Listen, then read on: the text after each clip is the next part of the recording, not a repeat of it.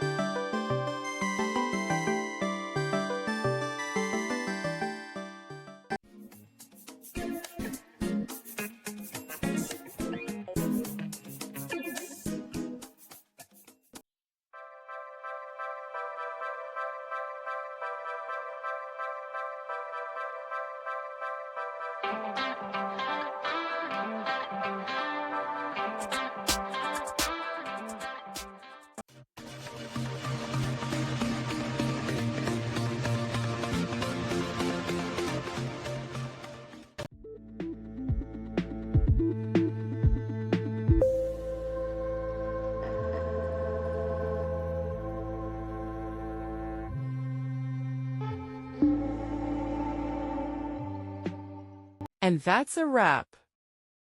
I hope you found the answer you were looking for. If you did, take a second to hit that subscribe button. It really helps out. And let me know in the comments which solution worked best for you. See you next time in the Debug Zone.